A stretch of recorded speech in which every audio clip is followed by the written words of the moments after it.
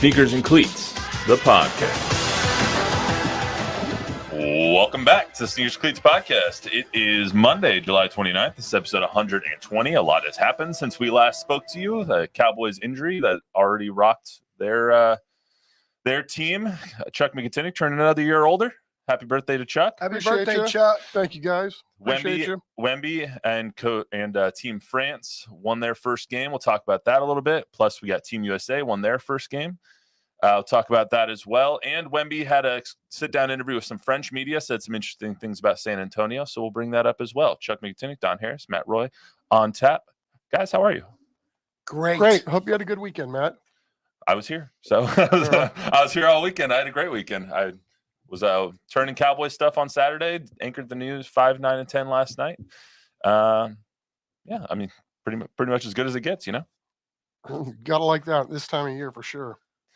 There's no shortage of stuff to talk about too, which is nice. Don, anything fun happened this weekend?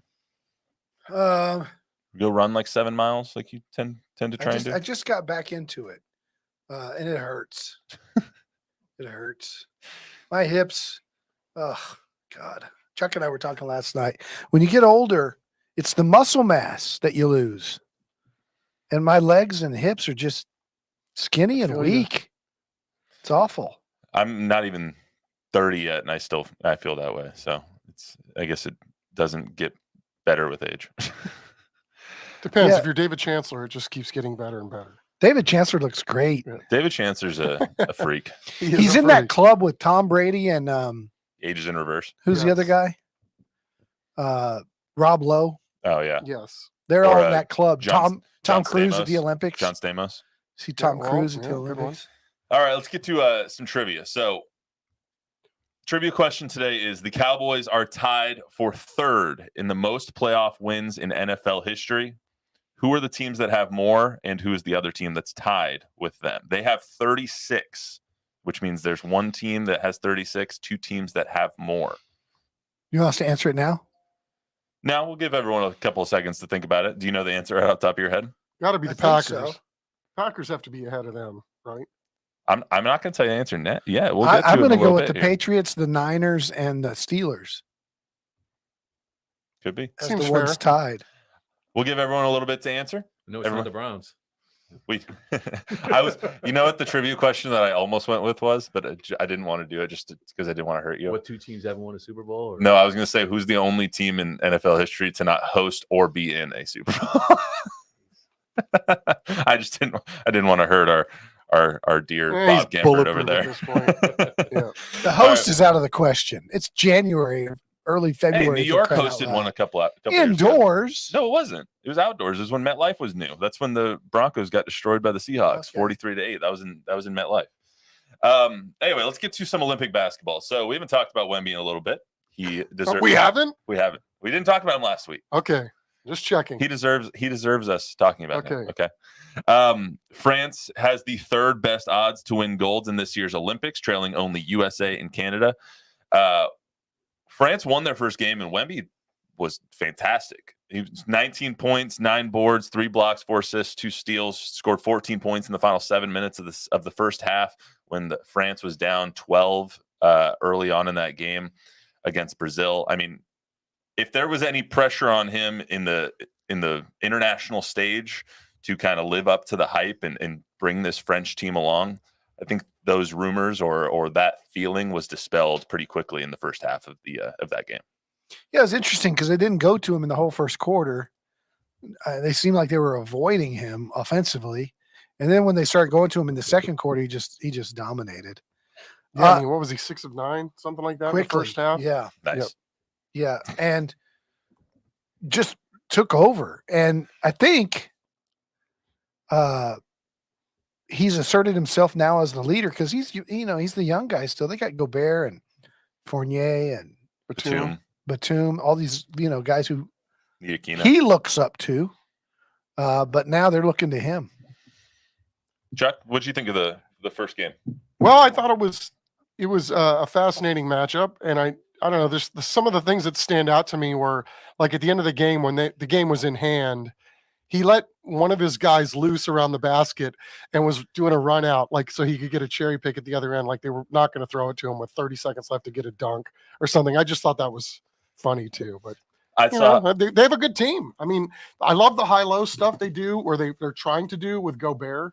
And Victor's obviously a very, very good passer, and Gobert is a very skilled big man too. That's a very formidable team. You throw in some of these dudes that you just mentioned. Two things that that stuck out to me. One was a tweet from Mike Finger, he's there, right? He's in Paris. He tweeted out something along the lines of, nobody makes it more difficult, look more difficult to get a 7'4" guy the ball than the Spurs in the first half of the season, except for France, because they just couldn't get it to him early. And I think that has something to do with the floor spacing of when him and Rudy are on the floor at the same time. Yeah, it's probably why they didn't draft Donovan Clingan, because it's very, very similar. You don't want to congest the middle of the paint when you have this alien that can do all of these things on the court. Yeah, and remember last year with the Spurs, he started getting good once he started going down into the low block. And France has him back out. I'm sure Pop and the Spurs coaching staff going crazy because he's playing 30 feet from the basket again for France because they got Rudy Gobert. But they got so much better when they put his rear end down on the low block, and you don't see him down there much playing for France. It's a little bit of both, though, because we saw that with the Spurs when they took out Zach Collins and he wasn't playing really alongside. He was playing the 5 instead of playing the 4, or playing a 3 a little bit like he did early in the season. When you see that with France and they take Rudy out and he has those non-Rudy minutes, that's when the scoring happens. Yeah. That's when those difference-making plays happen, when he's not pushed outside, when he can actually operate in that mid to low block, and he can operate in the short corner, he can operate on the elbow, all of those things. That's kind of when that's his bread and butter. Yeah. They pushed him out way out the first quarter. He was above the 3-point line most of the first quarter. Chuck, to you, when you watch this international basketball, it's such a different game than the NBA. Do you think it actually benefits Victor to have that physicality that you see in the international game? Because there's smaller guys, 6'8", 6'9" guys that are guarding Victor that are just trying to beat him up, and he's taking it and kind of going. I mean, anything that you can do in a competitive situation, I think, is going to help him long term. And when you're playing with your country's flag on your uniform, you're going to get usually people's best effort. So I don't see how that it could hurt. You can also see how important it is to him, because like even after that volleyball type and one in the first half of that game against Brazil, when he missed 3 times, then finally got it to go, got the and one. He's fired up. And when he hit the 3 later in the game, he was fired up. When he jammed over one of the Brazilian defenders right before halftime, fired up. Like, you can see how much it matters to him to have the France on your chest. So I think that goes to your point. You can see his confidence is so much greater than it was when he got here last year. His physicality, he's bigger. He's probably 10, 15 pounds bigger. Some guys believe that he's grown a little bit in height. Scary. He's getting better. He's getting bigger, better, faster, stronger, all of that. Also happening this weekend, Wemby was interviewed by some of the French media out there. He talks about the Spurs, the Olympics, a little bit of his personal life. It's kind of a fun interview. It's about 33 minutes. It's on YouTube. He got interviewed by, I'm going to mispronounce all of this. So I'm sorry to the guy who did the interview. His name's Hugo Travers. It's say it in a French accent and it'll sound French. Hugo Travers. Yeah, something like that.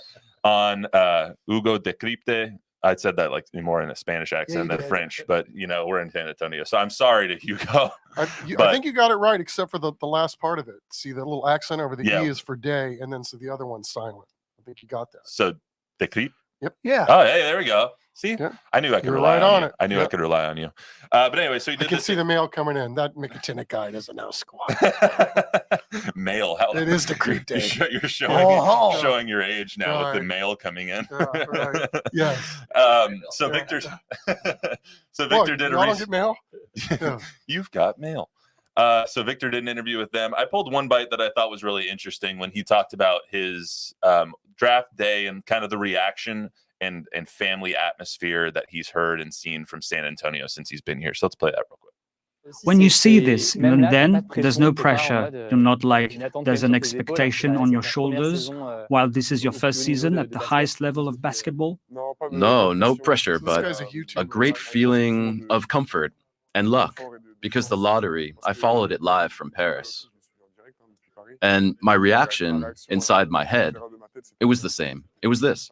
This is the Rue Pub in San Antonio.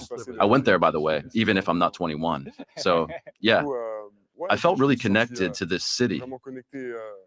And I had already the feeling before the lottery that this was where I would have to go and I'd like to go. There's no pressure. No pressure. We feel you're there, you're very present, and it's a city who loves basketball. I guess it's just as important for you at that moment to feel at home, even if you are thousands of miles from home. I've been telling myself ever since, no matter where I go, that would be the best place. But the fact that it's in San Antonio, it makes things a lot simpler because, as you said, the craze is incredible. And fans, and even the town's inhabitants, everyone's a fan. So they really elevate their players and they carry them upwards. They really carry a love for the franchise, for the players, that makes this place truly comfortable, like I told you. There's really some kindness in this city. His love for San Antonio knows no bounds, Don. Yeah, I'm trying to figure out who the interpreter's voice sounded like. Yeah, you can obviously tell that was a French interview done It was in French. it was a dubbed Godzilla movie. over. It was not. It's like an old Japanese Godzilla movie. Godzilla movie. But no question, he feels comfortable here.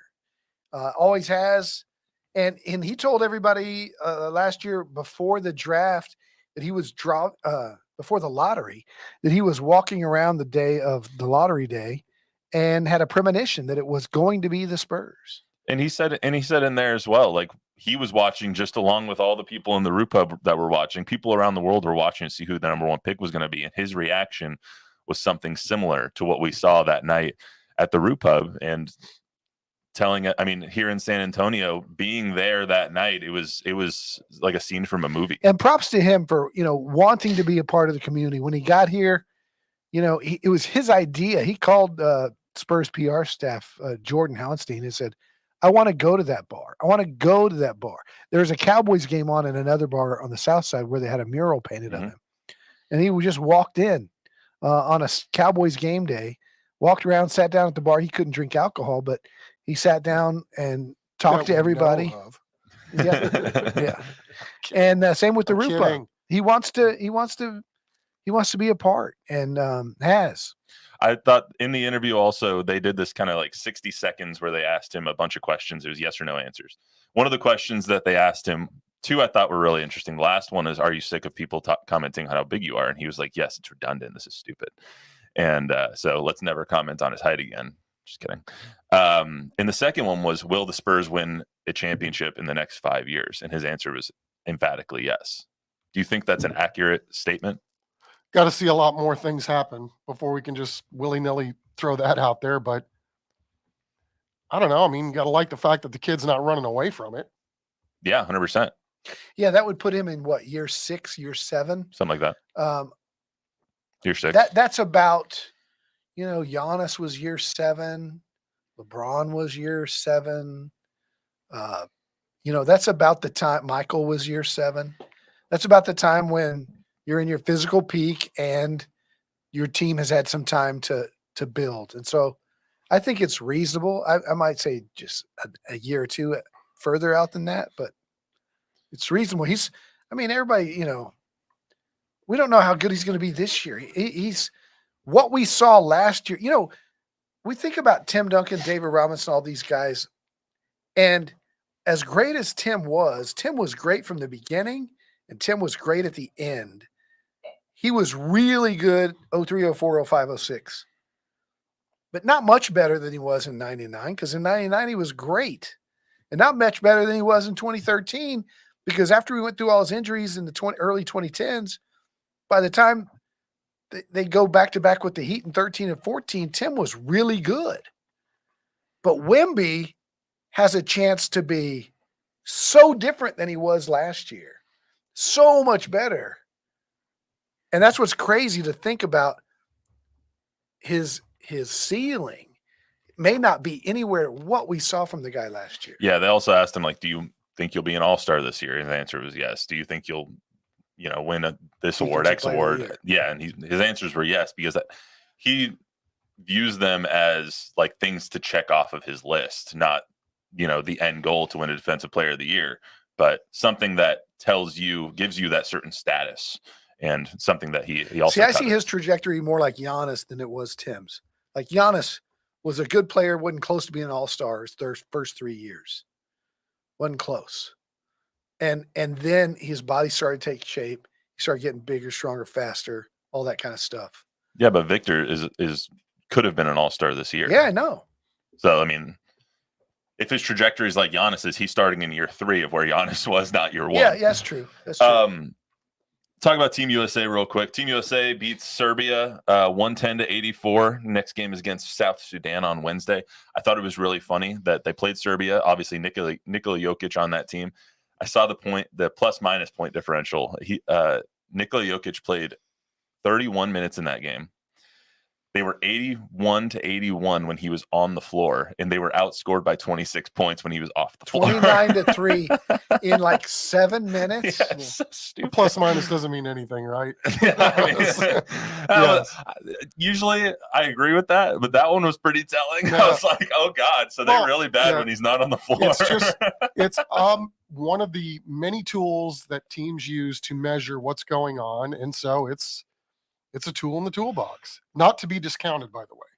What do you think of the Team USA performance? They were obviously against South Sudan, looked like absolute poop. They looked like crap against Germany. They looked pretty bad in their exhibition games. They come in, KD goes off for 23 and 17 minutes, I believe it was. Jason Tatum didn't even play. So what did you think of the performance, Don? I thought KD was great. I watched it to a rough start. And then, LeBron and KD's international experience is invaluable. KD is the greatest American basketball player of all time in international competition. LeBron may be a close second, but KD's already the all-time leading scorer in Olympic competition. This will be his 4th gold medal. If he gets it, that'll be the most by anybody. LeBron did sit out a couple, but Durant, Pop told me in 21, we don't win the gold. He told me this. He said, had Kevin Durant been on any of the other 3 teams in the medal round, whatever team that was would have won the gold medal. Whether that was Serbia, I don't remember all the teams that were in the medal. Australia, Luka's team. Who does Luka play for? Lithuania? Isn't it Slovakia? Slovakia. Yeah. If you take Kevin Durant off our team and put it on one of those other 3, that's the team that wins gold. He was that good in 2021. And then boom, with nothing. He hadn't played in months. Yeah. He comes, no warm-up game, nothing. He comes off the bench and just goes 8 for 8. Very impressive. Chuck, you mentioned to me last night that not having Jaylen Brown on the team, having Derek White on the team, Jason Tatum not playing, it's just something doesn't smell right along those lines. Well, I mean, when you're you talk about, the shoe contracts and all that other stuff coming into play. I mean, I heard people spitballing that. I don't know what to make of it, but bottom line is this is a pretty damn deep team, right? Oh, yeah. Only some guys are going to play and some guys aren't. And I have a feeling that the rotations are going to be different game to game. Yeah, absolutely. That's how it always is, too. They have minus 550 odds. When you equate that out, it's about 85% of the time. If you extrapolate this out, play it 1,000 times, they would win 85% of the time. Canada's number 2 in the odds, plus 900. France, number 3, plus 1,200. Germany, 1,800. And then you get into Serbia, Australia, Greece. Do you think that this is it? If I gave you a chance to say Team USA or the field, who would you take? I would take Team USA, but less than I would in most years. I mean, it's not because of them, but everybody's good. Germany's really good. Yeah. Canada's really good. France, I think, is going to be good, but I'm not as high on France as I am on Germany and Canada. I really like Germany. Yeah, if you're giving me the field or the U.S., I would take the field. But even having said that, I wouldn't be very sure. I haven't seen the odds on it because I know there's a bet out there, USA or the field, but I think I would take the field. Like it feels like one of those years where it's like USA could come out and have a bad game in the quarters or the semis and get upset by Germany or a Canada. Canada is so talented. Look at all the NBA talent that team has on their They roster. got Shea. They have SGA, they have Jamal Murray. Like they are just so deep. And then you look at Germany with the Wagners. Yeah. So Here's the it's going to deal. be very Die entertaining Wagners regardless. and Here's what's interesting. ausgezeichnet, yeah. That's why I rely on him for the French pronunciations, because I don't know what he just said. If there's a 7-game series That or was whatever, German. I knew that was German, but Yeah. still, it's European. Okay. Yes. Anyway, go ahead. if there's a 7-game series or something, it's always going to be the U.S. But you have the chance of there being that Villanova Georgetown moment Yeah, it's one game. where Shea just goes off and has just one unbelievable game in the medal round, and then you're out. So yeah, anything can happen. Hey, can you guys explain how the scoring works? Like, you get a point if you lose, or how does that? You get 2 points for putting it into the basket. You get 3 points if it's playing on the arc. It's 2 if you win, 1 if you lose in the pool play. Isn't it 3 if you win? That was 3. No, No, it's it's 2. 2. You're right. And then whoever, I think the top 2 from each pool advance to the knockout round, and then that 1 from each pool goes to the medal round. I thought I heard something. I was watching Team USA. I was watching replay of the game. They were talking somehow that the score matters somehow. That Point Point differential. differential. If you're tied with someone, if you both have 6 points at the end of the pool play, then they go point differential against common foes. I got you. Yeah. So it's So you They can use it as you a want to run tiebreaker. it up. You want to run it up. I can't believe you guys didn't bring up Gojira playing at the Olympics in the opening ceremonies. I thought that would be a topic today. I was trying not to bring up the opening ceremonies. It was all good until the whole Marie Antoinette thing kind of threw me off a little My bit. wife was but- disturbed by that too. yeah. I was trying. Well, they never. I'm not getting into that. But I did think the Staying away torch- from that. The torch being at the base of the balloon was really cool, and I thought Celine Dion was brilliant. I thought when I saw the heavy metal playing, I was like, I think I tagged you on Twitter on that. I was like, this is right up Chuck's alley. It is. The Marie Antoinette thing was a little weird, but It was very weird. No question about it. But, the whole singing of the Russian Revolution song, Yeah. the old one that they were laying the beats down to, thought it was cool with the castle. And it was very, very heavy metal. But then the whole Marie Antoinette thing got in the way. And I'm that's what started it still out. trying to chop that up. But the so to speak. galloping horse on the water, that was cool. Still Chop trying to that up. chop that up. Hey, Tom Guerrero's watching, and he Hi, Tom. says, Shout out Hey, to Tom Tom. Guerrero. He says, I want to see Wemby and Durant play against each other. You might get that chance. Yeah, probably Yeah, will. in the quarters, maybe the semis. You might get that chance. Let's get to our trivia answer. So before we get to the Cowboys and Sam Williams tearing his ACL. So trivia question one more time was the Cowboys are tied for third with the third most playoff wins in NFL history. Who are the 3 teams that have more than them or are tied with them? Okay. Chuck, Chuck's going with the Packers. you're going with one of the Yeah. teams being the Packers. You guys this can be group trivia. You guys can give me some teams together. Okay, my theory is that the Packers of the great Packer teams of the 60s played less games, less rounds. A lot of them were also in the And so pre-NFL merger, pre-Super Bowl. So I'm going to say that the Steelers and Niners and Patriots are the 3 teams, and that the Steelers are tied, and that the Niners and Patriots have more. Okay. Bob, anything? That sounds good to me. Yeah, that sounds good. Isn't the default always the Packers? I'll go with that. Just the Packers. Uh, Packers 1, 1A, 1C, 1B. Can you tell Chuck's a One Packer F. fan? Yes, the Packers are incorrect. Really? Oh, Don, you have it. 13 championships and okay. Less rounds. It's like those Boston Celtics. Don has it right on the nose. The Niners have 38. They're in 1. They're in first. Patriots have 37. They're in second. Steelers and Cowboys are tied for third. They have Very 36. nice. See, goes back to the misnomer of like Bill Russell, right? He won 11 rings. And I think he won, look this up. How many playoff games did Bill Russell We win? get on that. Sorry. Tim Duncan has, I think, 158 playoff wins. And I think Bill Russell has like 70. wow. But see, he won 11 rings, but they didn't play. Well, they went right to the. You won one series and you Yeah. were in the finals. And that's kind of the way the NFL was before the merger. And even after the merger, before they added the wild card and then the other wild card, He's 107. there were less rounds. Yeah, Tim's got. So you're saying it's an exponents thing? So you went more playoff games. Until his last couple of years, Bill Russell had 8 per year because it was 2 rounds. It was just the semis and the finals, and then it ended up being 12 by his last couple of years. Yeah. So let's get to the Cowboys. First, by the way, they've won 5 playoff games since that final Super Bowl, which is why they're 3rd on the list and not 1st, because they've only won 5 playoff games. They used to be first since their final Super Bowl. They've won 5 playoff games. Wow.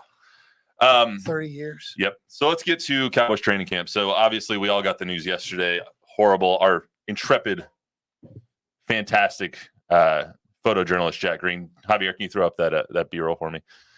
This is what Jack Green saw when Sam Williams got injured. That's him right there. He goes down in a heap. Sam Williams tearing his ACL, the second-year D lineman. Obviously, that hurts to see any player go down, but especially for Sam, because he was coming in and he was going to play this year. He didn't play much last year, and we have a little bit of a bite from that as well of an interview that I think you did, Chuck, with Sam, saying that he shouldn't have been buried on the depth chart like he was. But let's hear that, and then we'll talk about Sam. Sam. His slate is clean. He don't have like, oh, this guy's gonna be here, this guy's gonna be here. It's like whoever do it the right job is gonna be on the field, which is I love that. Coming in with older guys ahead of me, like I feel like I've never had that fair chance of like competing, because me personally, like I mean, people might get mad at them, but I don't care. Like I feel like I wasn't the 7th best defensive lineman. Well, I know I wasn't. So with that being said, like, I just like the fact that Zim came in and like everybody get the same opportunities to prove you need to be on the field. Chuck, you were listening to what Zimmer said on the radio a little earlier. You want to talk about that point? Yeah, he said, it's really a shame because he really was going to play. He was going to play 75% of the time. So they had big plans for Sam Williams. I think you got to, at least a modicum of what he was trying to relay there, that he was pretty confident that he was going to get on the field in a lot this year. And, it goes back to what he was saying too. He was looking forward to a fresh start, in that if you can play and you know where you're supposed to be, you're going to be on the field a lot for this Cowboy defense. And, it's a damn shame. I mean, this was going to be a big year for Sam Williams in a lot of ways, I think in the finance department too. So, now he's going to have to sit this one out. And, again, it's just a darn shame when you see guys that are finally going to get their opportunity, maybe have an opportunity to really increase what their second bag's going to look like, and then this happens. It's sad. Well, then there's a couple of factors, right? It's the Sam Williams factor, which is just, it's bad for him. It sucks for him as a person, as a player. You never wish that injury or any injury upon anybody. And then you have the team aspect of it, which is, where does this leave their defensive line? They were going to be relying on Sam. They're going to be relying on a lot of young guys to take big leaps, including him. He was one of the guys that we were talking about, along with the DeMarvion Overshones and all the Mozzie Smiths of the world. They're going to be relying on guys like that. And now one of them goes down. It brings into question the depth that they have on this defense and on this entire team.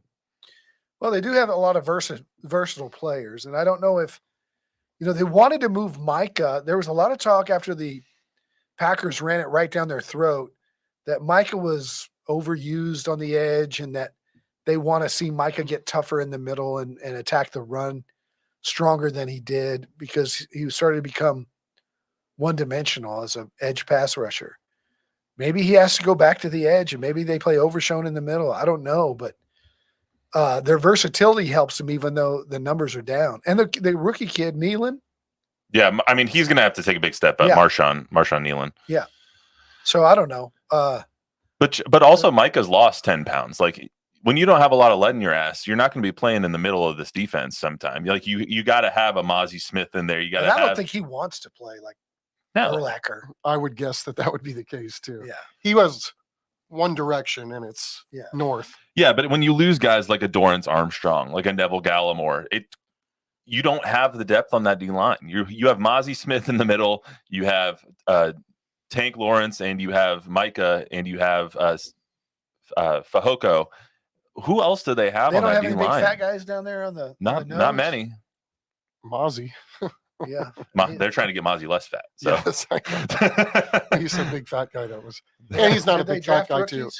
He'll make a leap Couple. too. I mean, again, luckily this happened early in camp, but this is what happens, right? I mean, you go through training camp, you're trying to figure out what you are, and there's going to be some pairing as we go through this thing, and some of it's not because of just guys aren't good enough to make the team. You also just can't be surprised when in a week, 2 weeks, 3 weeks, when cuts start being made, that they bring in a couple of DNs or they bring in some backup, because one, they need bodies, but two, they need guys that can relieve Micah, because you saw late last year, Micah got tired. He's a beast. He's a lion. He's going to go out there and give you his all, but he can only do so much. He needs a blow every once in a while. And so when you bring in those other guys, then you can give him a chance to rest. Well, that's where Cowboy fans can rest easy, because they have full confidence in their general manager, Jerry Jones, that he knows all of the players around the league and knows exactly the answer. Speaking of Jerry Jones, he sat down with our Zach Hedrick yesterday, I believe, and he talked a little bit about Dak Prescott's contract. He was asked by Zach, do you need to get Dak done now? And this was his answer. It doesn't have to be now.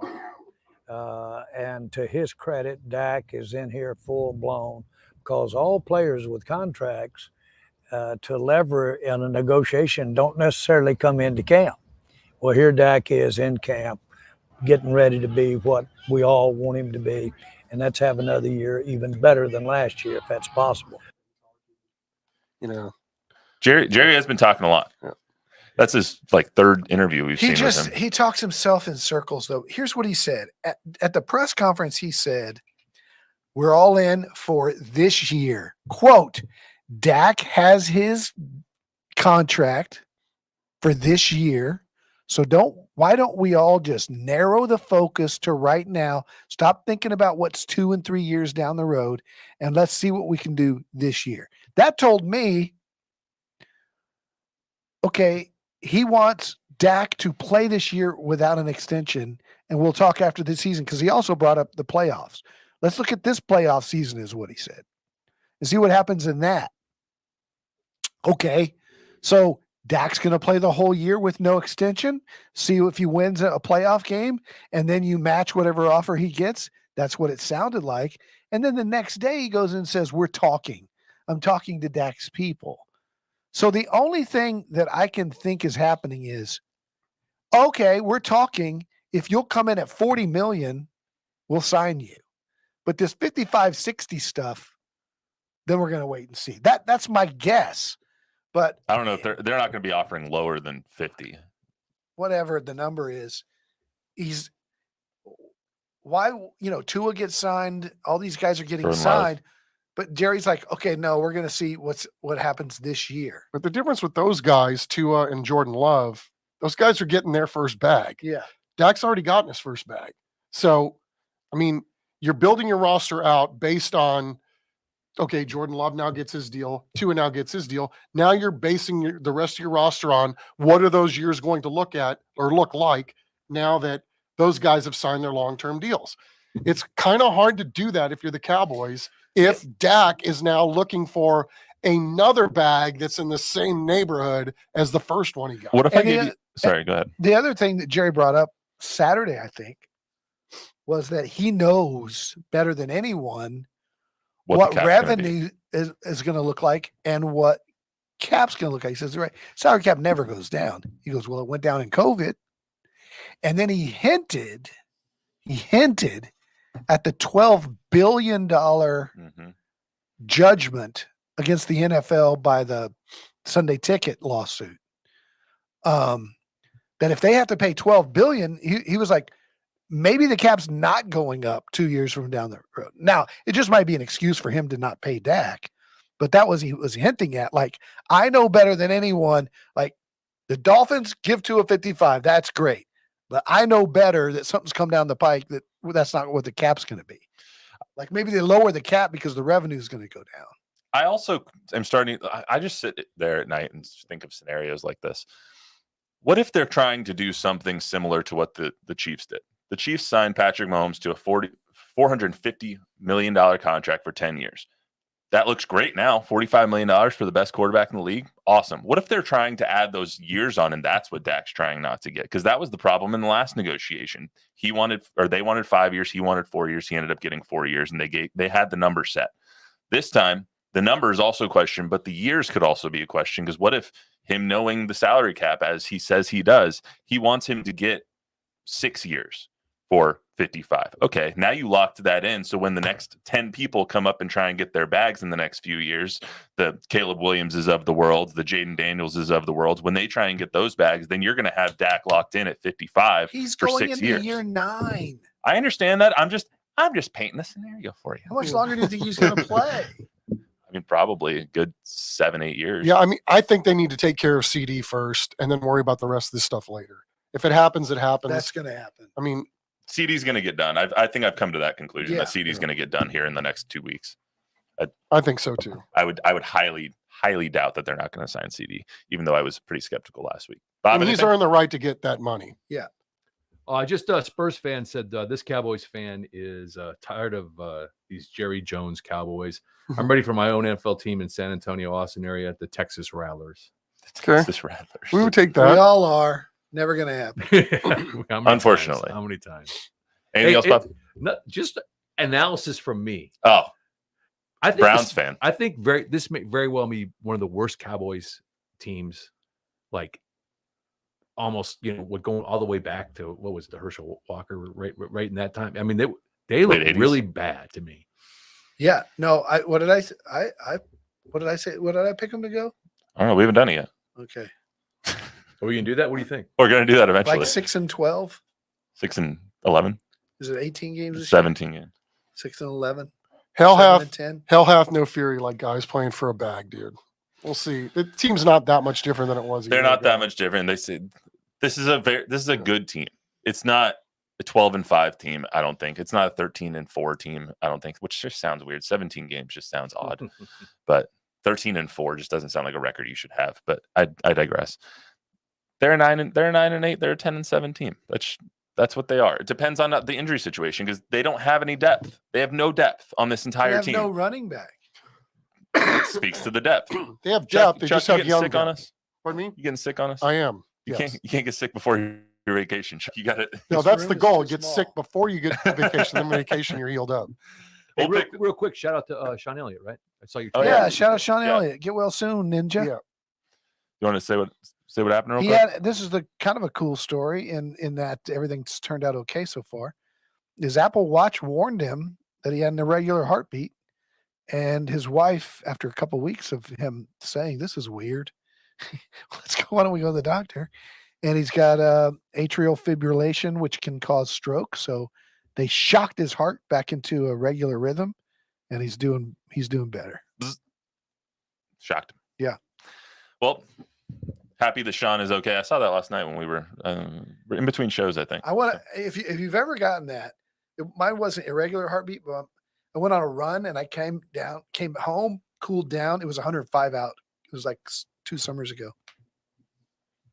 And my heart rate, I didn't know it, but my heart rate had stayed high. So my resting heart rate's 60s, 70s. And it was like when I run, it's 145, 150. Well, like 2 hours after I had run, it was still at like 120. Mm. And it was like, this is not It's good. like you need to chill, bro. Yeah. Like, and it's a red warning on your watch. I miss when I played football and my resting heart rate was like 44. It was just- Mine just tells me to. I was just it's chill time all for the bourbon all and day. cigars. It's time for you to what? I'm with Bourbon- Bob. Just Yeah. bourbon and cigar time is what. Yeah. mine Oh does. yeah. Wasn't John Stockton's resting heart rate something like 12? It was ridiculous. He was in such great cardiovascular He was always shape. cool under pressure.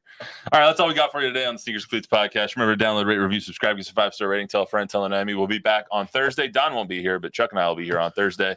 We will talk to you guys then. Peace.